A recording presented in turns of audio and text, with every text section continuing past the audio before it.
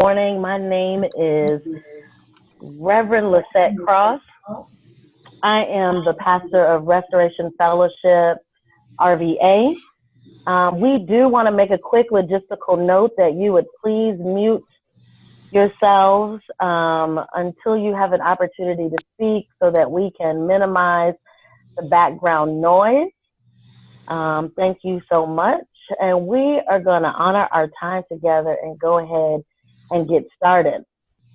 So I will be kind of leading us through this morning, and I wanted to just say thank you for everyone that's joining the call either via video or via phone to explore what a Pan-African response to white supremacy could look like, particularly as it relates to the safety and liberation of Black folks in Richmond, the seat of the Confederacy. And so it is indeed meant to be intentionally Black space. We have invited folks from here in Richmond, and we have also invited what we want to call our comrades in the work nationally to join us. And so they are here, and we are here together in conversation. And the hope for this call is that we are seeking to address the question, what is a self-determined Pan-African response to white supremacy?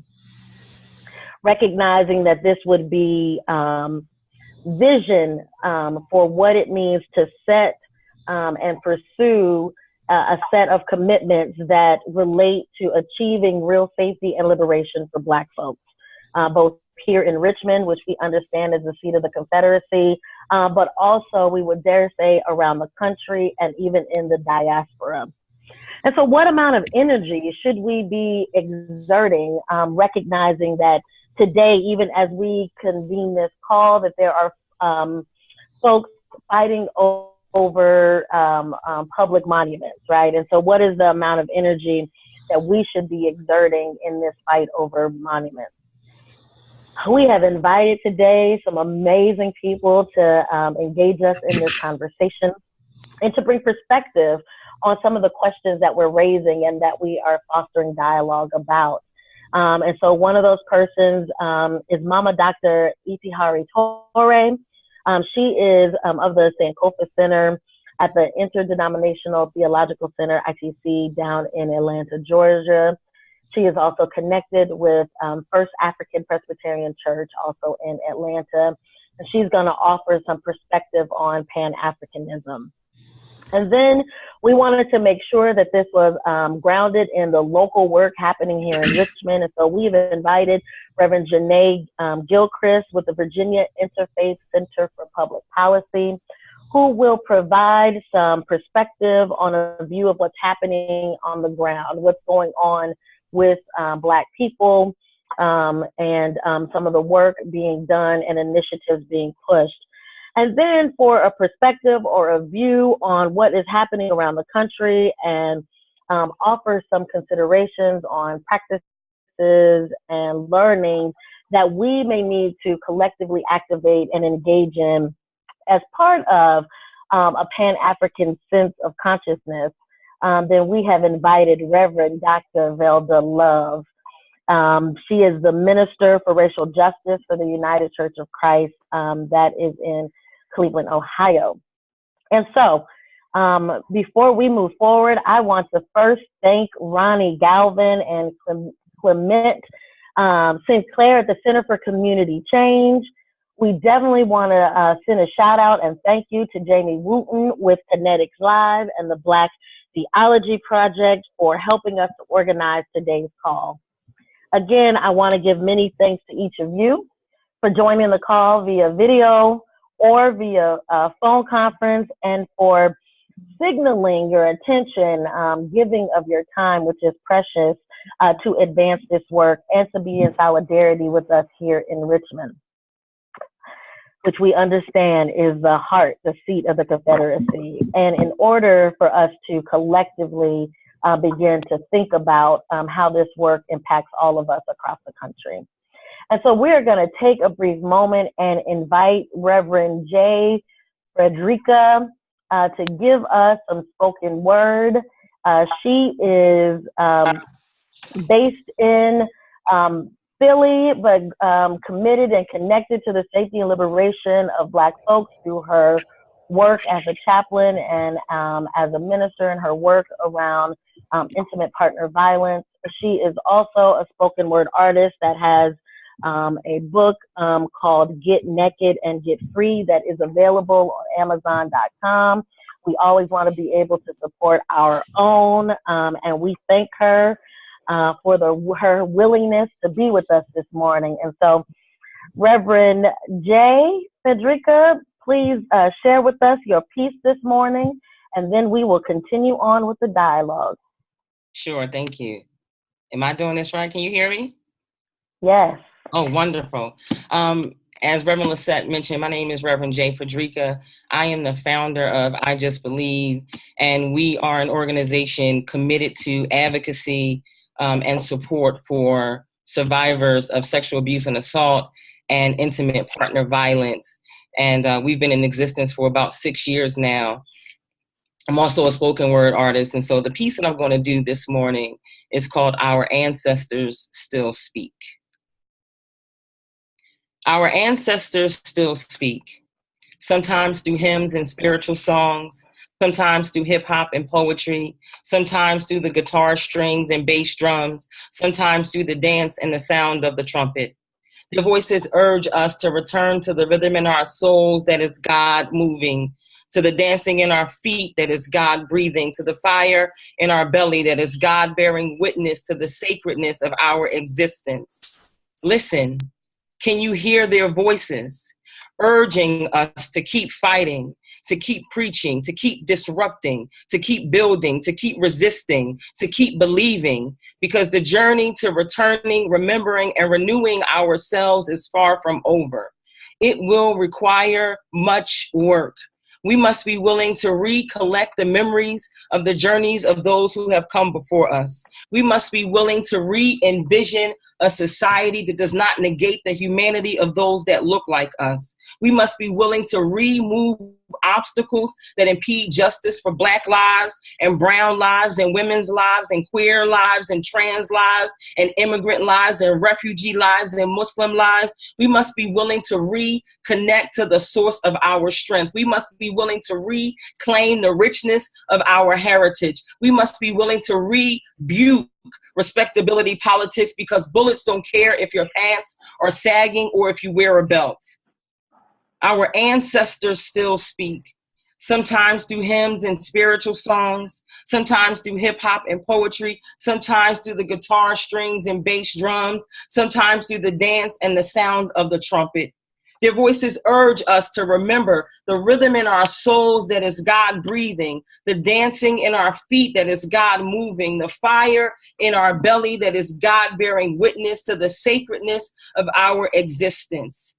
I can hear the ancestors say, in this battle, you must be willing to carry burdens that do not carry your name, knowing that for you, someone else has done the same, and carry them until you've carried them over high mountains and through deep waters. You must be willing to carry them until you've carried them through the trails of tears of your grandmothers and your grandfathers. You must be willing to carry them beyond Jim and Jane Crow, burning crosses and bombed houses. You must be willing to carry them through the stench of dead bodies shot in the streets, hanging from the trees, or rotting in the field under the heat of the summer sun. You must be willing to carry them beyond mass incarceration, beyond misogyny, beyond sexual exploitation. You must be willing to carry them beyond sexism, racism, classism, xenophobia, homophobia. You must be willing to carry them beyond the streets of Ferguson, beyond clubs in Orlando, beyond sidewalks in Brooklyn, beyond jails in Waller County, beyond parks in Chicago, beyond cars in Falcon Heights, beyond police wagons in Baltimore. You must be willing to carry them until you've carried them from broken and bloody and bruised and buried to whole, to heal, to mended, to resurrected, from despair to hope, to joy, to freedom. But don't be deceived, people. While God has given us everything we need, this battle will indeed make us weary. Our eyes will tear, our hearts will ache, our knees might buckle from the weight of trying to remain true to our authentic African selves in what seems like designated white-only spaces.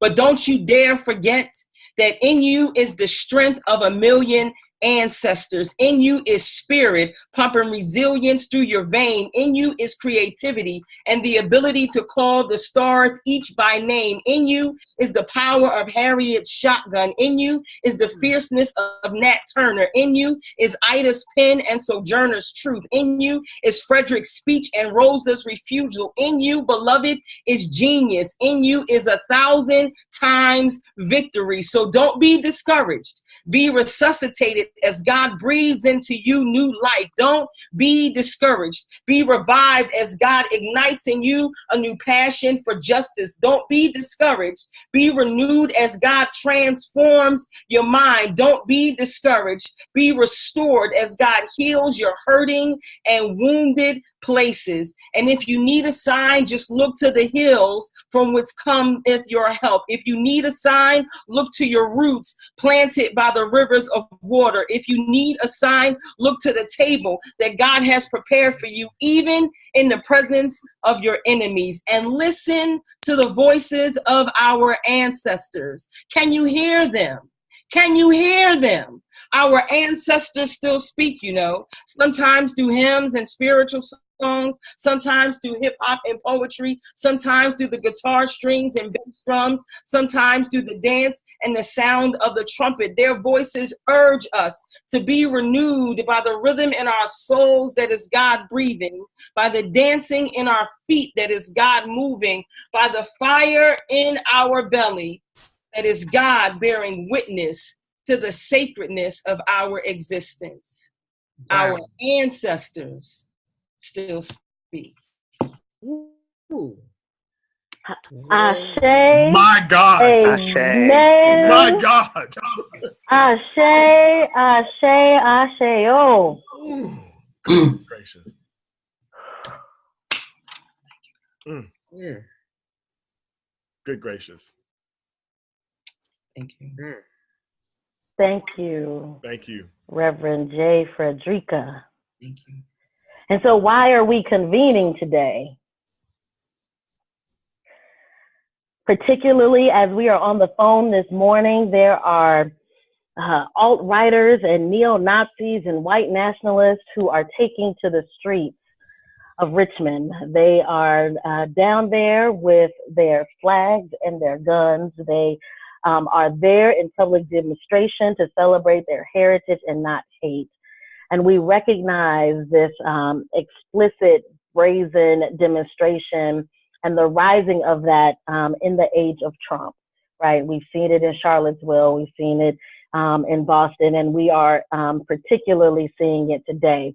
And so while we recognize that these public expressions of hate continue as those who adhere to this type of ideology of fear and violence continue to darken America. And so we recognize that they have their own rallying cry of we want our country back and to make America great again. We recognize that we have an opportunity at this time to raise our own rallying cry, right?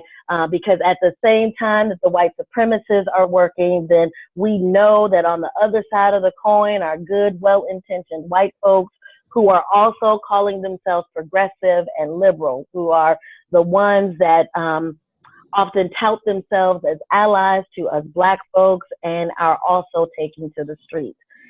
They are and proclaim to be committed to ending white supremacy and the symbols of hate that they agree must be confronted and removed from public space.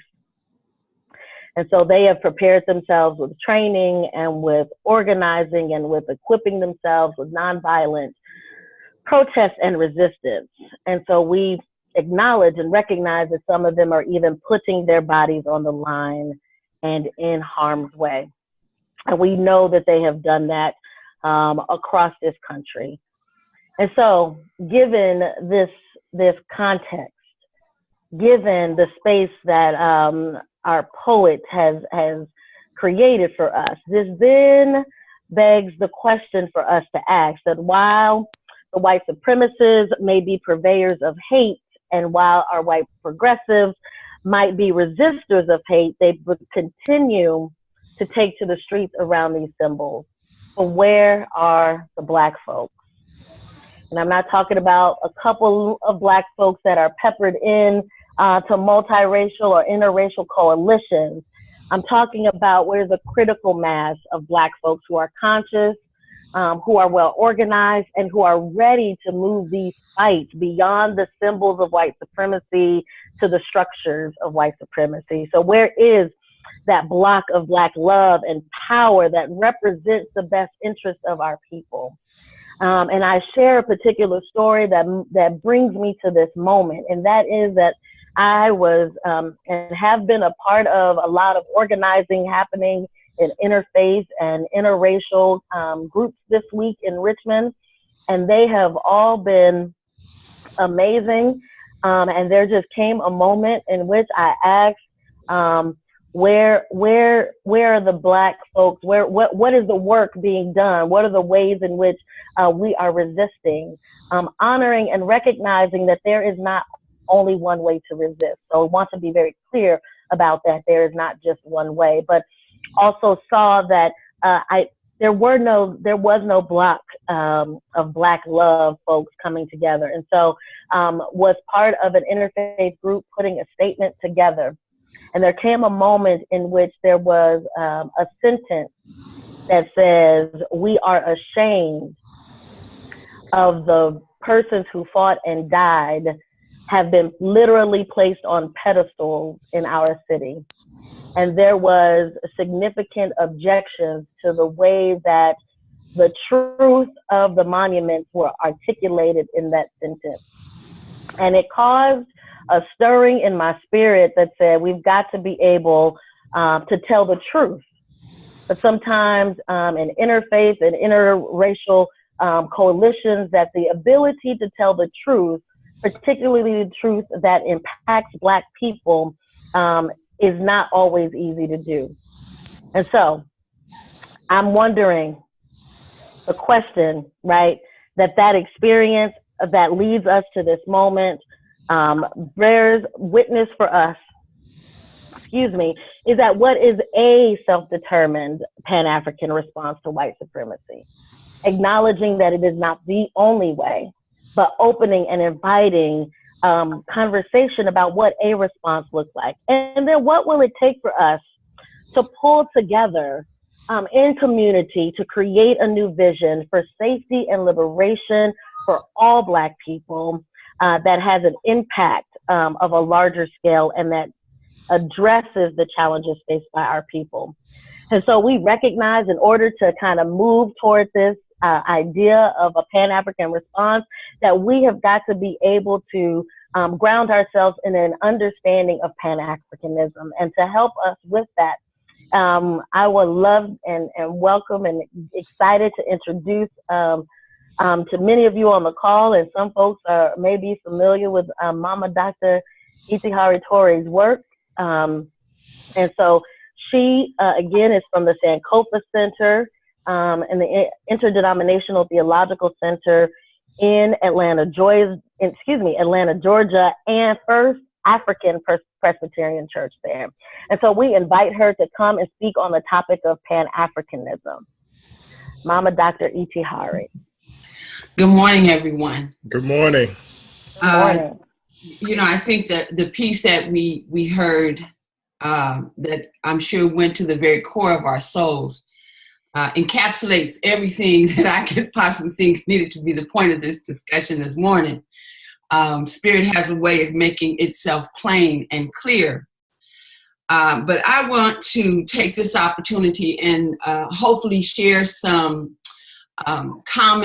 some understandings that we can then take forward and move forward. And the idea of Pan-Africanism is tremendous. Its history begins with the first resistance of the first African who refused to board a slave ship. It's a struggle that has been with us. And so if the first lesson we need to learn about Pan-Africanism is that it represents a protracted movement. It's not something that has its beginning and ending in one particular location or region of the world. So with that, let me start with, I was asked to provide a definition. And so let me start with that by saying that Pan-Africanism is the ideas, the actions, and the institutions that are designed and motivated to repair the fragmentation of African people globally, that fragmentation socially, politically, economically, culturally, spiritually, in a sense that this repair not only restores our wholeness and sense of unity, but this repair also speaks to us as a free and determining people. And so that is why we do have persons who have contributed to the ideas of Pan-Africanism, the actions of Pan-Africanism, and indeed the institutions. We don't have enough time to go through all of those persons, but for the sake of honoring our ancestors, it's important to me to call their names.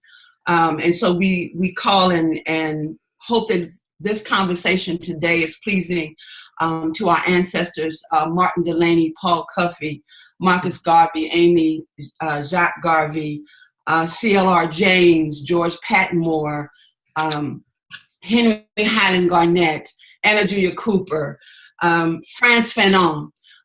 We call your names, Albertina Sisulu, hoping that what we share here today not only honors the trail that you have set, the legacy we have inherited, but that we get closer to the end, the result of all of your work, your efforts, ancestors, to create a free and determining people.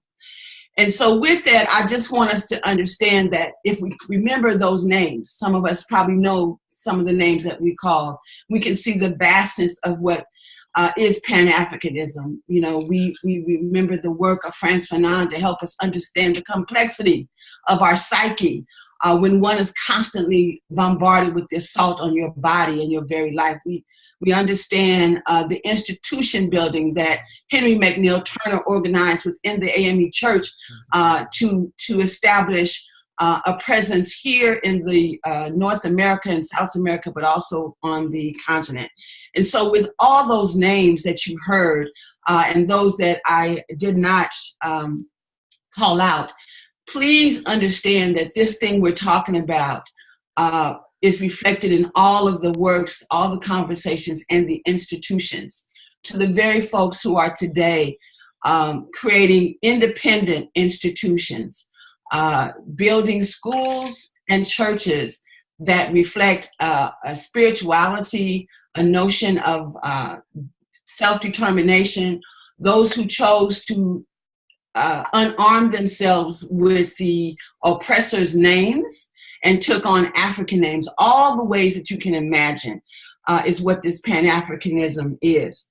And so I thought that what would be most helpful for us is to look at the liberation movement, the Pan-African liberation movement, which we can spend a few minutes journeying with those who have been involved in the liberation movement. And so when we think about that, I would like for us to take ourselves to the 20th century, where a Trinidadian lawyer, Henry Sylvester Williams, convened what we would consider the first conference, the first collective war cry, that, hey, we need to create a critical political movement that addresses the assault on Black people globally. And so this meeting was convened in London, in Westminster, and it was probably the first time that there was an organized conversation about the collective assault, whether you were a colony in the diaspora, whether you were marginalized in Brazil and other South American countries, whether you were under Jim Crow and other forms of segregation in the United States. This was the war cry. So if you will, a sanctuary, a quilombo, these conferences that ended with the 7th Pan-African Conference, which I'll talk about in the concluding of this little historical journey, what were the quilombos. This is where those who were on these various countries and continents could convene and compare strategies and talk about missing holes. But what was critical is the determination to maintain the Pan-African liberation movement as a people's movement, because it started as a people's movement. Just like in any people's movement, whether we're looking at Marcus Garvey, UNIA, here in the United States, the Black United Front, the challenge is always the rise of hierarchies, people who we identify as leaders, that we forget that what we are intending is a people's movement. And so when our sister opened up and said, where are the masses of Black people? We know there are individuals heading organizations who are talking about our vicious assaults and what is happening as a result of cultural hegemony or white supremacy. But where's the people's movement? And so one of the things I thought would be helpful is if we just take a really quick journey down these liberation movements, and we might come to understand how even our best efforts, we can sometimes lose sight of the people. We get caught up in the tasks.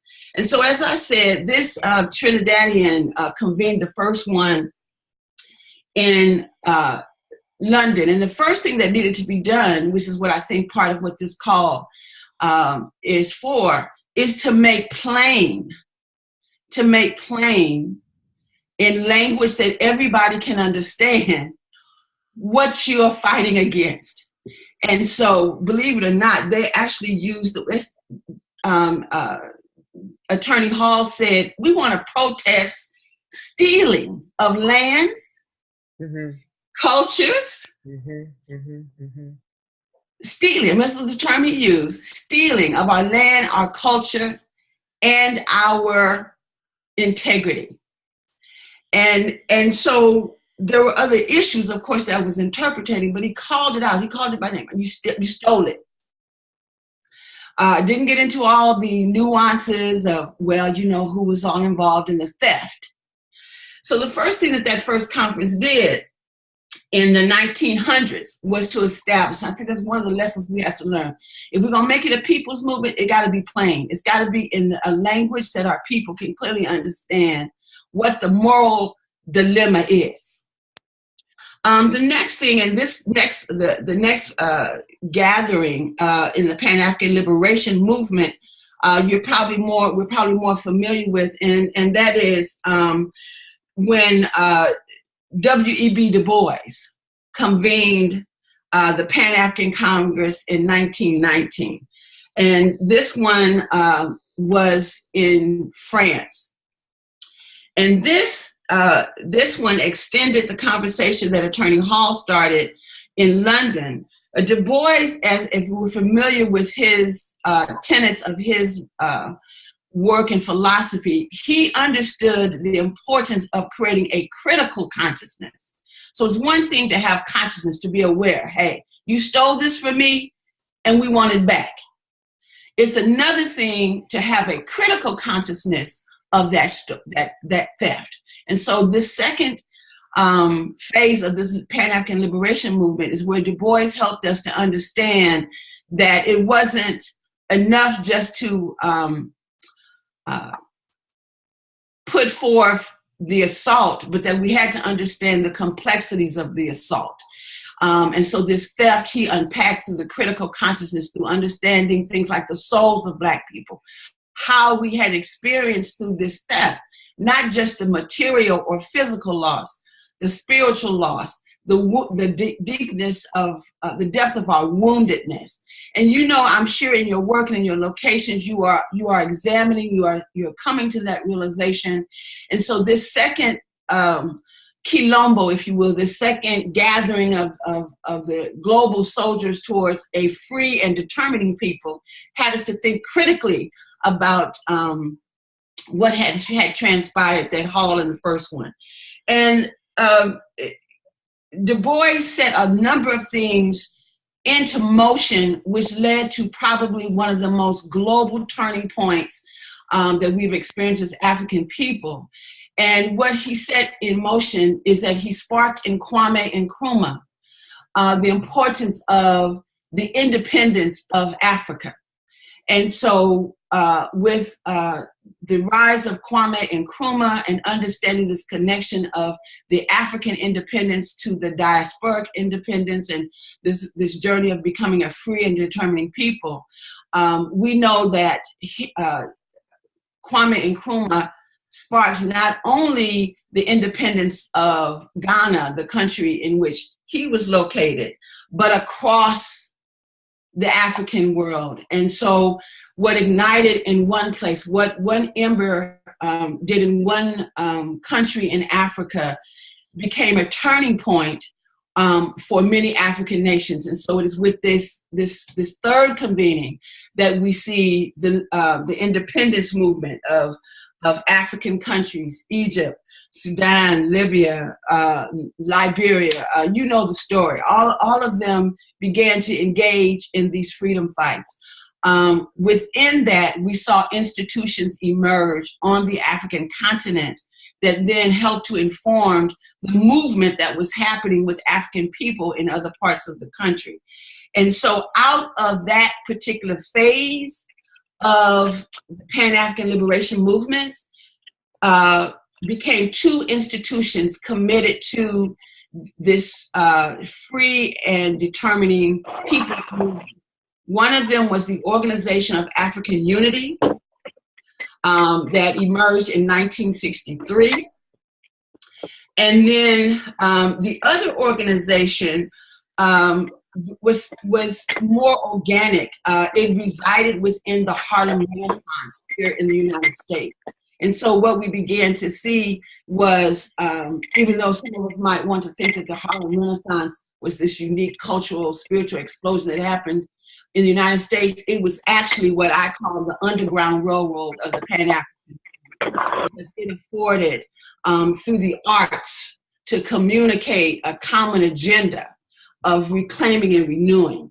And so you had the Organization of African Unity that was dealing with the political structures and economic realities. And then you had this soul healing movement called the Harlem Renaissance that was reconnecting our ashe, our African ashe, to our existence. And so the poetry, Langston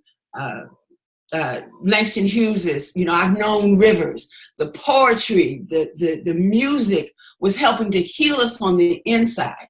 And so when I think about a movement and how some of us may be called to do the kind of structural work to create structures that protect us from the cycles of white supremacy and hegemony, there are others that have to do the soul work, that have to create the rhythms and the harmonies that speak to the inner being, and they have to work with each other. So one has to inform the other. And so if we look at that, we see that's what happened in the 1960s at the same time that we are aware of the civil rights movement. Thank you. The thing I'd like to conclude with in terms of a movement which directly impacted my life is the 6th Pan-African Congress. There was another one, the 7th Pan-African Congress, the 6th Pan-African Congress, where I was able to see with my own eyes what a whole people looks like. The Ujamaa villages that Julius Nyerere created, that we're still seeing remnants in South Africa, is where we began to see what it meant to live in a sense of wholeness and defragmentation from the enslavement and colonization. And so it's with that history that I would like for us to consider what's the important asset that we maintain or we create a people's liberation movement. That we don't let this become so heady with leaders, that we get into the kinds of debates we do as leaders. And that too, we recognize that there is a material movement and a spiritual movement that must occur at the same time. We have lessons we can get from deeply going into all of those, but as time has afforded me, I hope I've shed a light on some of it. Thank you. Thank you so much, Mama Dr. E.T. Hari. And for those of you all on the call, we have been given probably a semester, if not a full year's worth of education in less than 15 minutes. And so we want to just congratulate our elder on being able to do that with us with such clarity and expediency and such a breadth to recognize that the question that we wrestle with today about what is a self-determined Pan-African response to white supremacy in Richmond and, dare I add, the diaspora of Black folks for our safety and liberation did not start with the deconstructing of the monument. All right, so we are inheritors of a much larger legacy that Mama E.T. Hari has done an amazing job. So I'm doing a quick time check. It is 10:40, and we have two other amazing folks that will respond. We encourage you to use the chat box to ask questions. We want to also recognize that this call is being recorded. And so with those two things, it is also something that we can go back to, because even her mini lesson is something for us to go back and reference in this continued work of safety and liberation. Hey, Reverend Cross. Reverend Ron, are you jumping in? Yeah, can you hear me? Can you hear me? Yes. I know Mama E.T. Hari is going to have to go, but Mama E.T. Hari, as this continues to grow in Richmond around the country, we would love, as a teacher and facilitator of this thinking, to continue to circle back to you to get your wisdom on a much deeper level in a more protracted way. So just wanted to make that ask, hoping that you will honor us with your wisdom on a continued basis. Absolutely. Absolutely. Thank you. Thank you, thank you, thank you.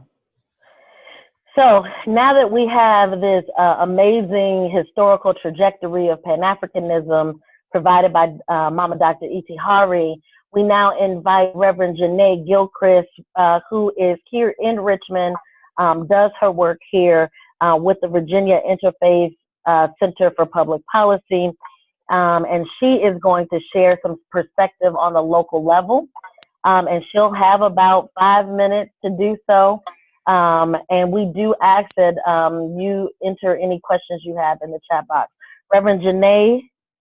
All right. Good morning, everyone.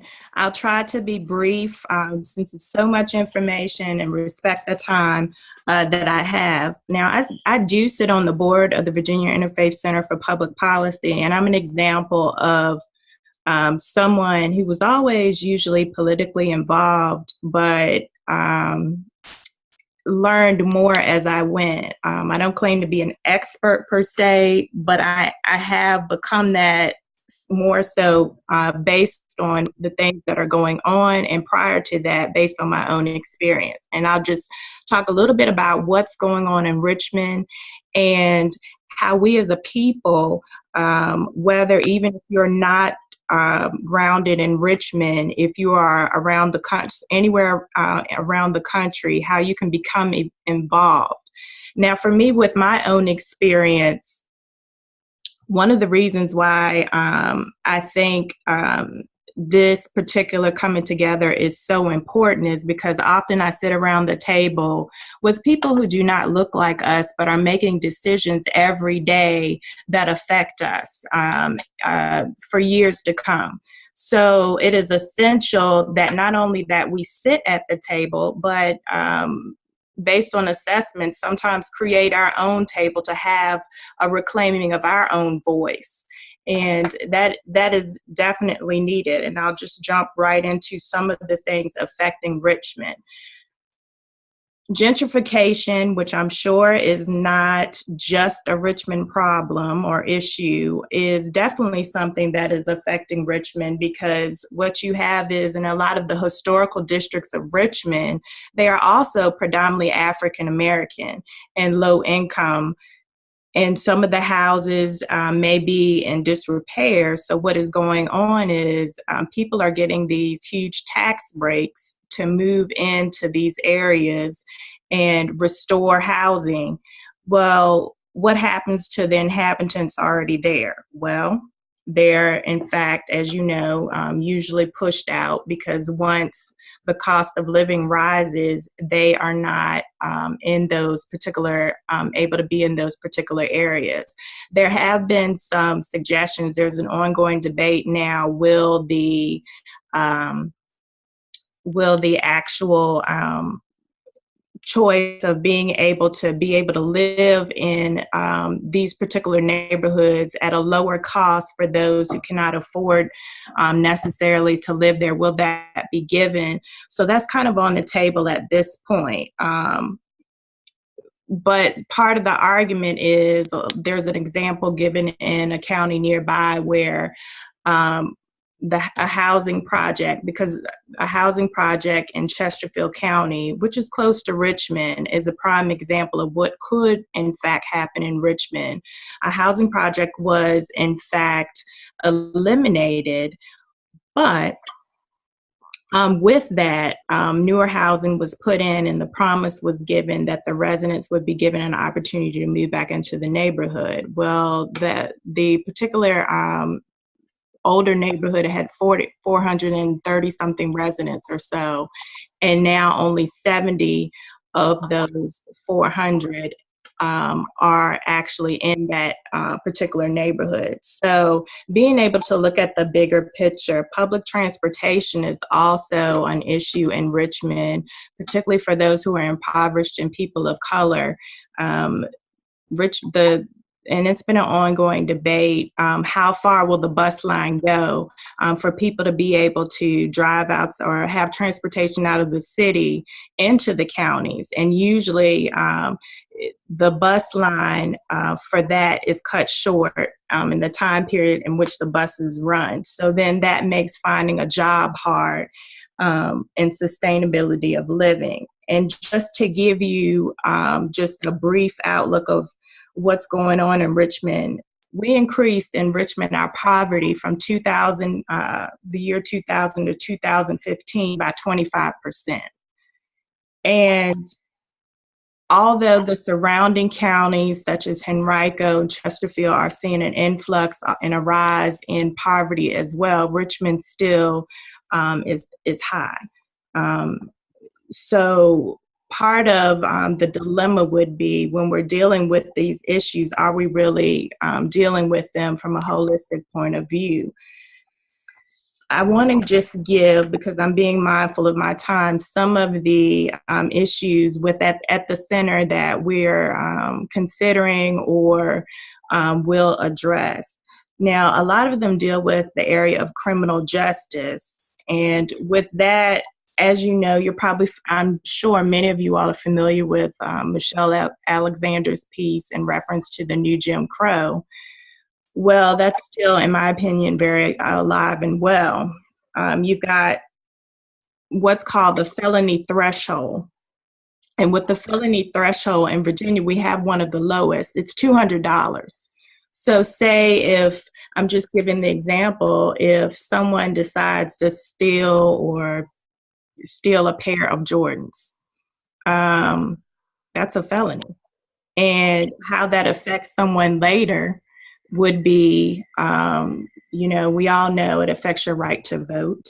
It affects your right to loans. Say further, if you want to apply for student loans, if you've paid your dues to society. And so it has a trickle-down effect. A lot of the laws that are being that are already on the books are very systematic in nature, as far as affecting not just one particular group of people as far as poverty, but it actually affects people's whole being. So we want to think more holistically. How are these laws affecting the whole of our community? Another example would be the restoration of rights or our civil rights. Currently, only the governor of Virginia can restore rights, whereas in some states, after you've served your time, your restoration of rights or civil rights are restored. Not so in Virginia. So it has to be done by the governor. Now, with the going back to the felony threshold very briefly, since it is at $200, we would like to at least raise that. There has been some movement with that. Ironically enough, the candidate for governor, one of the candidates for governor, who is a Republican, has said, oh, well, you know, he would consider raising it, but only by $300. So it would take it to $500. The opposition comes from the retail industry as well, not wanting to raise that. And there's also, I do want to cover healthcare as well. Healthcare is another issue. I won't get into every little thing, but there are so many issues affecting us. There's a new, well, it's not new, Medicaid expansion. With Medicaid expansion, because Virginia has opted not to do that, there are over 400,000 Virginians who would qualify for that health care and are not being served because the General Assembly has decided that they're not going to opt into that. So you do still, even though we have healthcare for some individuals, you still have a huge segment of our population who are not receiving healthcare. Now, one of the positives. So we're gonna ask. I know you are amazing, and you are offering us the knowledge we need. So if you have like another 30 seconds to kind of bring it all together, and I definitely. It's amazing how fast the time goes when you're talking about good stuff. I do appreciate the warning about the time. In closing, I just want to, I guess, bring home the fact that these are just touching the surface of the many issues that we're facing within our community. And the point that I want to drive home is we have got to be more politically active at the policy level, because that is one of the ways that when you're experiencing marginalization, if we do not have a voice at the table and by creating our own table in the legislative forum, we're going to continue seeing more of what we're experiencing now. And I do know that we have the ability to do that. Thank you so much, Reverend Janae. You offer some great salient, practical ways that we're getting involved.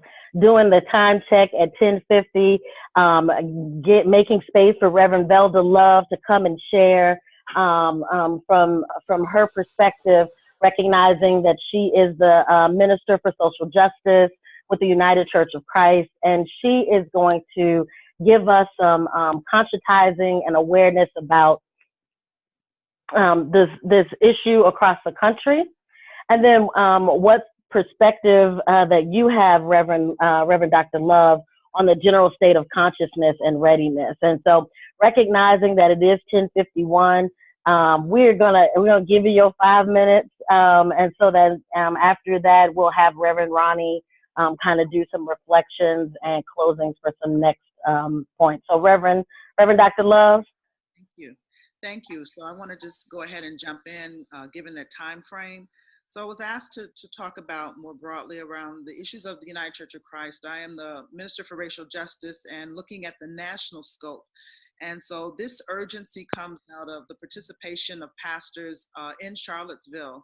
And of course, the United Church of Christ has taken on the mantle through its General Synod to be an anti-racist church. And so we've created these resources to make sure that our pastors are equipped to be involved in dismantling racism and white supremacy with a denomination that is 80% white. That's a little challenging, one would say, trying to make sure that this isn't a reality. But there are some Black clergy who are fully engaged in the work of confronting white supremacy. They were in Charlottesville, they were in Boston, they're in Dallas, and they're around the country. So within their congregations and their communities, they're doing the social organizing, community organizing, but the key is to make those connections with those pastors in different cities, with the people that we are bringing together around this issue.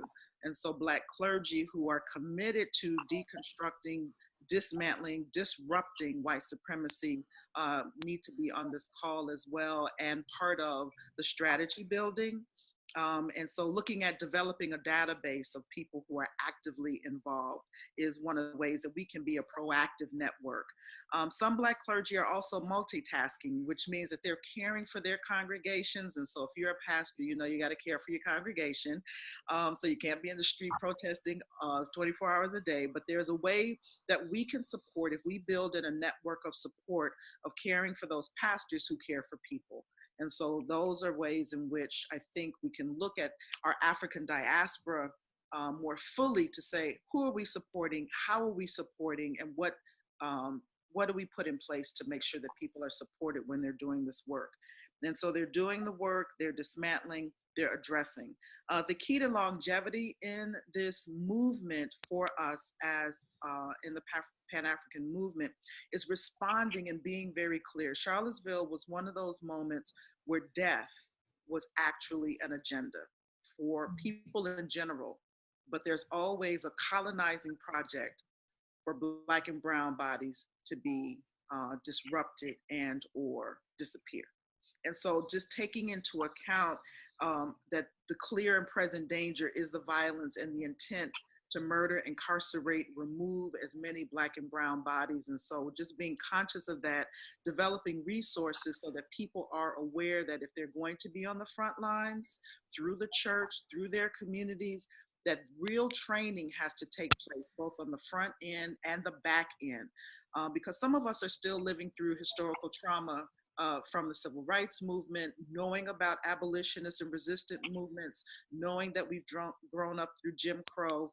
This is a reality for us. And so one of it is really recognizing that the white supremacists are not playing with us, that they are intentionally trying to do, they are doing us harm. It is more than just the Confederate symbols, it is that, but they also want the land back, land they've stolen that Mama Ture talked about. They want it back, they want us off. And so we're trying as a church to make sure that people are ready. So I was asked to bring some perspectives. I would say in this present moment that there are some Black folks who are reliving that generational trauma related to the struggles for liberation. And what do we put in place to say that the government is really intent on reducing and rolling back our human and civil rights? And so I agree that we need to be involved and invested in many ways, because I call it the colonizing project. And the colonizing project that we can pay attention to is, one is gentrification, that is moving us out of communities. The other is mass incarceration. How do we call for divestment of boards and corporations to divest from privatizing mass incarceration? And so those are ways in which we are looking at how we take back our people and control this narrative around Black bodies.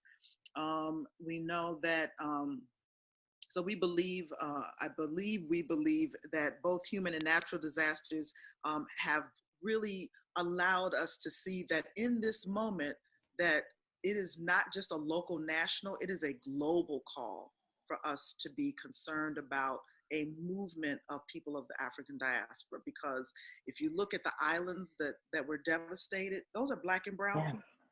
And they were the last to be cared for. And I was in St. Martin this past summer, and I will not be able to go back for a very long time. But to know that I was there in August and to see it now, and to know that the people's, their livelihood across, even in Houston. So just paying attention to, I think people are very much aware right now what they're up against in terms of this moment. And so the reality. So I guess we're gonna ask it. Just if you give us a last like 20-second, because we have about 3 minutes left. So if you find your nice clothes in 20 seconds. all right. So there are just some ways that I think that we can begin to look at this as a movement, is looking at pedagogical moments around our African-centeredness, these narratives, that counter narratives around Black liberation, womanist theologies of liberation, being able to develop sustainable strategies of safety and protection for our people, and making sure that those are in place because we know that there are potential threats. And if you can give us two more, that would be awesome. You got 2 more left? Yeah. Awesome. Okay, and really talking about the diversity of lived experiences of Black people, and ways in which those stories become alive for both our spiritual well-being as well as our physical and mental health. And so those are ways in which I wanted to share. So I had a list. Yes. Thank you so much, Reverend Dr. Velda Love with the United Church of Christ. Thank you to everyone on the call. We are at 1 minute left. This just goes to show you that an hour goes by quickly when doing good work in the world, particularly when galvanizing a collective mass of Black folks concerned about the safety and liberation of both Black people in Richmond, but also in our country and in the diaspora. And so now is the time for us to begin to honor the fact that this is not a moment, but a movement. And so we thank everyone that joined the call today. We are sorry that we could not open this up for Q&A and engagement, but what this has done for us is given us an opportunity to gather again. And so what I'm calling for is 2 things. Number one, the formation of what is going to be called a Richmond Pan-African Network for the safety and liberation of Black people. And so in the calling of that formation, our 30-day plan is to do a public engagement through the sending forth of a Google form to collect contact information, and then the work that is being done across the country through the policy work and through even the work of making us aware and doing biblical, theological, pastoral support and training. And so stay tuned to those next steps because we want to continue that. So thank you. We want to make sure that we thank Ronnie Galvin and the Center for Community Change, Clement Sinclair with the Center for Community Change, Jamie Wooten of Kinetics and Black Theology Project, our amazing presenters today, Reverend Dr. Velda Love of UCC Church, Mama Dr. Itihari Torre of St. Copa Center and ITC, and First African Presbyterian, and my sister and friend, Reverend Janae Gilchrist of the Virginia Interfaith Center for Public Policy. Thank you to all that joined us. This will be recorded, or this is being recorded, and therefore a link will be made available. And in addition to that link, we want to make sure that we get out the Google Doc and that you spread that to your network so we can begin to collect the work that's being done in Richmond and even nationally so that we can continue this work together. Thank you, each and every one of you. Continue to resist in your own ways and continue to do the good work of safety and liberation for Black people. Have an amazing day. Bye. Thank you. Thank you. Awesome, y'all. God bless. Awesome. God bless. Awesome. Blessings to everyone. Yep. Just awesome. Just awesome. Thank you. Have a great day. Let's touch base later this week to follow up and just get y'all the link. Okay. Okay. Absolutely. Thank Bless you. y'all. Thank you, Lacette. Thank you.